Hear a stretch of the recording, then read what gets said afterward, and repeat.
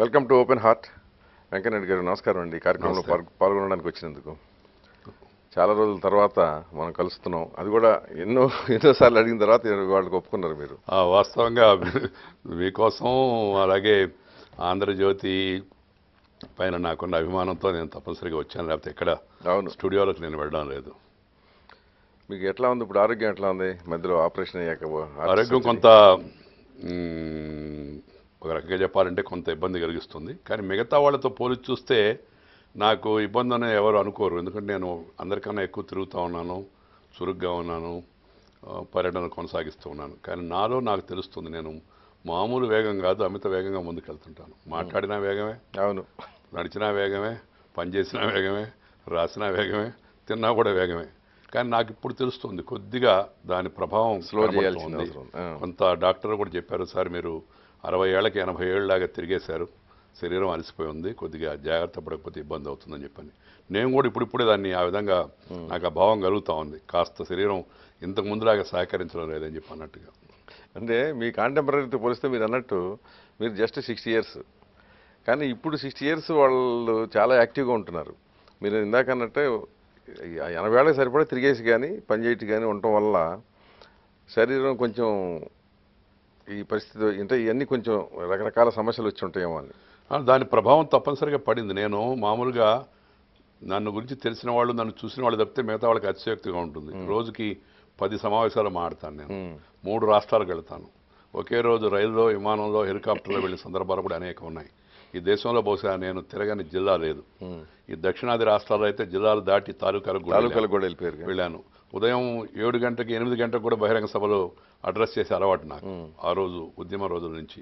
రాత్రి 11, 12, 1 గంట వరకు ఆ సమయానికి భోంచేయకపోవడం, మధ్యలో కాస్త విశ్రాంతి తీసుకుపోవడం, దానివల్ల కూడా శరీరం పైన అది ప్రభావం పడింది. అది లాంగ్ రన్లో ఇప్పుడు తెలిసి వస్తుంది. దాని ప్రభావం ఇప్పుడు తెలిసి వస్తుంది. నాకు కూడా కొంత అర్థం అవుతా ఉంది, శరీరం ఇంత ముందులాగా లేదు, మనం పరిగెత్తలేము, నడవాలి అని చెప్పి కొంచెం రెస్ట్ ఇవ్వాల్సిన అవసరం వచ్చింది.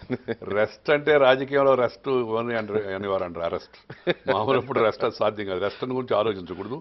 రెస్ట్ ఉంటే తోచదు. పెద్ద ఇబ్బందికరమైన పని ఏంటంటే నాకు వాళ్ళు నిజంగా రెస్ట్ ఇస్తే కూడా నాకు వెంటనే తోచదు, చాలా ఇబ్బందికరంగా ఉంటుంది అనమాట. అయితే సమయాన్ని డాక్టర్ ఏం చెప్పారంటే సమయాన్ని కాస్త క్రమబద్ధం చేసుకొని కొద్ది రెగ్యులేట్ చేసుకోమని చెప్పారు.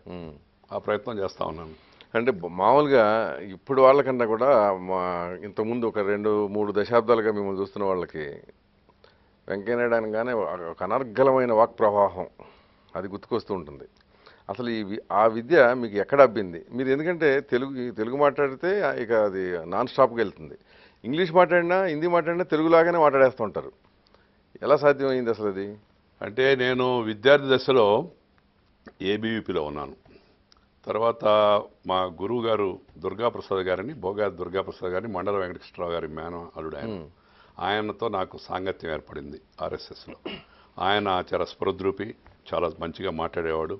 మొదట్లో ఆయన నన్ను బాగా ప్రోత్సహించాడు. ఆ తర్వాత జగన్నాథరావు జోషి అని చెప్పి పూర్వ జనసంఘ నాయకుడు, ఆయన ఉపన్యాసం విన్నాను నేను. చాలా భారతదేశంలో అంత వేగంగా మాట్లాడే రాజకీయ నాయకుడు మరొకరు లేరు. వాజ్పేయి గారు చాలా సమర్థవంతంగా, చాలా పరిపక్వతతో కూడిన ఆలోచన పూరితమైన ఉపన్యాసాలు ఆయన చేస్తుంటాడు, మన ఆలోచన రేకెత్తిస్తాడు. కానీ జగన్నాథరావు జోషి వేగానికి పెట్టింది పేరు అనమాట. ఆయన శైలి, ఆయన బాణి మొదట్లో కొద్దిగా నేను చూసి ఆ తర్వాత నేర్చుకున్నాను. అప్పటి నుంచి నేను విద్యార్థి దశ నుంచి ఇప్పటి వరకు అంటే ఏకలవ్యుడు మా పార్టీ. ఆయన అదే పార్టీనే కానీ ఆయన గమనించి నేను చాలా వరకు స్ఫూర్తి తీసుకున్నాను. ఆయన తీసుకొని ఆ వేగం అలాగే అలవాటైపోయింది. ఆ జీవితంలో కేవలం మాట్లాడడంలోనే కాకుండా అన్నింటిలో కూడా వేగం మొదటి నుంచి అటు అలవాటైపోయింది నాకు. అంటే యతి ప్రాసలు అన్నీ యథాలాభంగా యథేచ్ఛగా వాడేస్తుంటారు. అంటే ఒకటి అధ్యయనం, 2 ఇతరులు చెప్పిన దాన్ని చదవడం, అవతల వాళ్ళు ఏం మాట్లాడుతున్నారో వినడం, తర్వాత ఎప్పటికప్పుడు మన మనసులోనే ఆలోచన చేసుకోవడం, తద్వారా ముందుకు వెళ్ళడం. ఇది కేవలం అభ్యసిస్తే వచ్చే ఇంటికి విద్య కాదు. సహజ లక్షణాలు, కొంత సహజ లక్షణం ఉండాలి. రెండోది కొంత విషయ పరిజ్ఞానం ఉండాలి. సందర్భ సమయోచితమైన ఆలోచనలు కానీ మనసుకు రాకపోతే, మంచి ఆలోచన ఉన్నప్పటికి కూడా మీరు ఆ మధ్య నాకు గుర్తు, ఒకరోజు మీరు భూములు ఇవి ఆక్రమించారు అవి ఆక్రమించారు రాజశేఖర రెడ్డి గారిని చంద్రబాబు నాయుడు గారిని నిలదీస్తే ఆయన వెంటనే లేచి 9 సంవత్సరాలు ముఖ్యమంత్రిగా ఉన్నావు కదా ఏం చేస్తున్నావు అన్నాడు. అంటే ఈయన వెంటనే కొద్దిగా తడబడుతున్నాడు. నేను అనుకున్నాను 9 సంవత్సరాలు నేను పరిపాలన చేస్తున్నానయ్యా, ప్రజలకు మేలు చేస్తున్నాను, దాని మీద దృష్టి పెట్టాలని ఒక మాట అని ఉంటే అది అంతటితో పోయి ఉండేది. ఉదాహరణకి చెప్తున్నాను. కరెక్ట్. సందర్భోచితం అనేది చాలా సమయస్ఫూర్తి. సమయస్ఫూర్తి ఏ సమయానికి ఏది ఉపయోగకరంగా ఉంటుంది, వెంటనే టక్కున సమాధానం చెప్పడం అవుతుందో అది ప్రజలను బాగా ఆకట్టుకుంటుంది. మీకు ఇక్కడ ఇంట్రెస్టింగ్ ఏంటంటే మీ ఊరి పేరు చోటపాలెం కదా, కానీ మీరు ఈ స్థాయి నాయకుడు అవుతారు ఆ ఊరి నుంచి. అంటే విచిత్రమైన పేరు ఎట్లా ఉందండి ఆ ఊరికి చోటపాలెం? అక్కడ కొద్దిగా ఈ చెరువుకు దూరంగా ఉండి చౌడు ఉండేది. ఓకే, చౌడు నుంచి వచ్చిందా? ఆ తర్వాత యువతల ఇప్పుడు మా అమ్మాయి మధ్య స్కూల్ పెడితే దాని పేరు ఎర్రగుంట అని ఉంది. ఏంటంటే ఆ గుంట దొవితే అక్కడ ఎర్రమట్టి. ఓకే, దాన్ని మొన్ననే మేము మార్చి ప్రభుత్వం జీవో కూడా ఇచ్చింది, సరస్వతి నగర్ కింద మార్చాం అనమాట. అట్లా మీ ఊరి పేరు కూడా ఏమైనా మార్చుకుంటున్నారా? లేదు, ఇంక మారుస్తాం. ఎందుకంటే కొంచెం తమాషాగా ఉంటుంది ఆ పేరు. అవును. ఇప్పుడు మీరు అంటే ఒక 2 తరాలకి మధ్యలో వచ్చిన వాళ్ళు, అంటే ఒక రకమైన ధర్మయుగం, ఇప్పుడు జరుగుతున్న అధర్మయుగం, ఈ మధ్యలో సంధికాలంలో రాజకీయాల్లోకి వచ్చారు మీరు కానీ జైపాల్ రెడ్డి గారు కానీ, ఇద్దరు కాంటెంపరీస్. అది ఆ ముందు మీకంటే ముందు రోజులు చూశారు, మీ హయాం చూశారు, ఇప్పుడు పరిస్థితులు చూస్తున్నారు. మీకు ఏమనిపిస్తుంది అసలు? మాకన్నా ముందు రోజులు తెనేటి విశ్వనాథం గారు, గౌతు లచ్చన్న గారు, పుచ్చలపల్లి సుందరయ్య గారు, లేకపోతే ఇప్పుడుండే రాజేశ్వరరావు గారు, ఇంకా అనేక మందిని నేను అసెంబ్లీలో వాళ్ళ ప్రసంగాలు విన్నాను. ఆ బ్యాచ్లో కూడా మీరు ఉన్నారు? ఉన్నాను, ప్రసంగాలు విన్నాను. అలాగే గ్రంథాలయానికి లైబ్రరీకి వెళ్ళి వాళ్ళు ఏమేమి ఆడారు ఎప్పుడేమి ఆడారు కూడా విషయ పరిజ్ఞానం సేకరిస్తునేవాడిని. తర్వాత వాళ్ళతో కూడా కలిసి పనిచేశాను. ఆ రోజుల్లో నేను శ్రీ జైపాల్ రెడ్డి మేమిద్దరం, అయ్యప్పరెడ్డి గారు వాళ్ళు అంటుండేవాళ్ళు, ఏందా బాబు తిరుపతి వెంకటేశ్వర లాగా ఒకరి తర్వాత ఒకరు వాయిస్తున్నారు, ఒకరు ఇంగ్లీష్లో ఒకరు తెలుగులో అని చెప్పని అంటుండేవాళ్ళు. వాళ్ళు మేమిద్దరం రేస్తే అధికార పక్షానికి కాస్త కంగారుగా ఉండేది, దడబుట్టుండేది దానికన్నా కంగారుగా ఉండేది. బట్ ఎందుకంటే నేను అప్పుడు జర్నలిజంలోకి వచ్చిన ఉన్నారు కదా అప్పుడే. ఈ ముఖ్యమంత్రులు మంత్రులు కూడా మేము మాట్లాడుతున్నామంటే చాలా ఆసక్తిగా వినేవాళ్ళు, కాస్త ఒళ్ళు దగ్గర పెట్టుకొని సమాధానాలు కూడా తయారయ్యాయండి పరిస్థితి ఆ రోజు ఉండేది.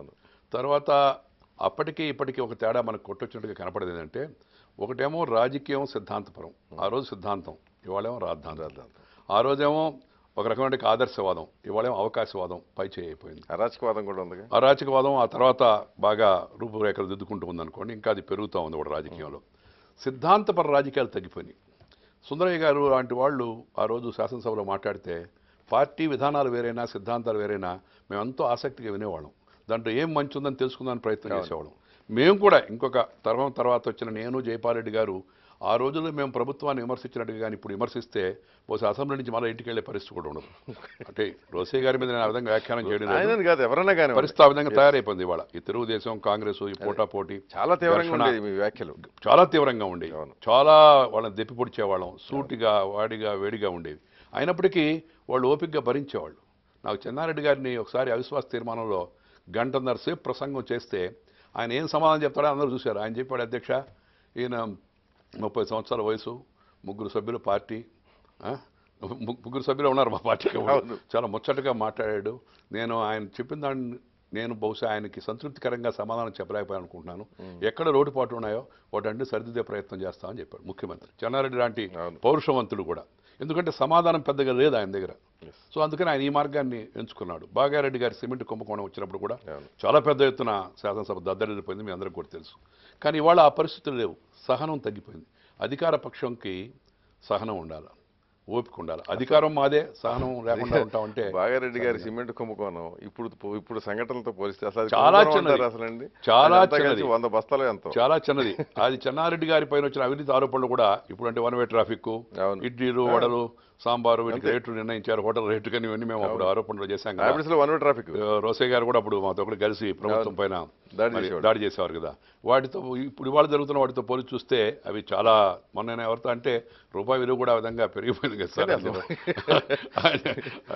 అని అంటే విలువలు తరిగిపోయాయి. తర్వాత ధన ప్రభావం పెరిగిపోయింది, ఇది ఒకటి. మూడవది మనం గమనిస్తే ఏంటంటే, రాజకీయంలో ఒక ఆయన స్వతంత్ర పార్టీ అంటే జీవితంతో స్వతంత్ర పార్టీ, ఈయన జనసంఘ అంటే జీవితంతో జనసంఘ, ఈయన కమ్యూనిస్ట్ అంటే జీవితంతో కాంగ్రెస్, ఈయన కాంగ్రెస్ అంటే జీవితం అంతా కాంగ్రెస్. మా తాత అనేవాడు, అరే బాబు ఏదో కాంగ్రెస్లో ఉండిపోయాం, అటు ఉండేరా ఆయన బాబు, నీకు మంచిదైనా కూడా మమ్మల్ని ఇప్పుడు మార్చొద్దులే అనేవాడు. కానీ ఇవాళ అలాంటి వాళ్ళు మనకు దొరకడం లే. రాజకీయంలో పాలిటిక్స్ ఒక మిషన్, బట్ ఇవాళ పాలిటిక్స్ ప్రొఫెషనే కాదు, అది దాటి ఒక కమిషన్ అయిపోయింది. ఇది ఒక పెద్ద మార్పు నాకు కనబడుతులేదు, నాకు మనసులో బాధ కలిగించేది కూడా. రెండవది, అసలు ఎవడు ఏ పార్టీలో ఉన్నాడో తెలుసుకోవడం కష్టంగా ఉంది. నేను ఆ మధ్య ఒక సూచన చేశాను, ఈ ఆర్టీసీ బస్ స్టాండ్లో, ఎయిర్పోర్టులో, రైల్వే స్టేషన్లో బయట సైన్ బోర్డులు పెట్టండి, నాయకుడు ఇప్పుడు ప్రస్తుతం తాజాగా ఏ పార్టీలో ఉన్నాడు. ఇక్కడ ఉన్నారు. అంటే జనానికి తెలుసుకోవాలి, ఎవరు ఏ పార్టీ అర్థం కావడం లేదు వాస్తవంగా. అవును. నేను దేశంలో రాష్ట్రంలో తిరుగుతూ ఉంటాను, అప్పుడప్పుడు ఒక పేరు తీసుకొని పలానా పార్టీ అంటాను, పక్కన ఉండే వాళ్ళు లేదు సార్ ఇప్పుడు ఆయన ఆ పార్టీలో లేడు సార్, ఈ పార్టీలోకి వచ్చాడు పలానా పార్టీలోకి అని చెప్పి చెప్తుంటాను అనమాట. ఈ పరిస్థితి ఇది కూడా ఒక ఇది. మూడవది, అన్నిటికన్నా అసలు అంటే ఆలోచన రహితంగా అర్థం పర్థం లేని విమర్శలు చేయడం, అలాగే అధికార పక్షం ఎదురుదాడికి దిగడం. అధికార పక్షం అధికారాన్ని అనుభవి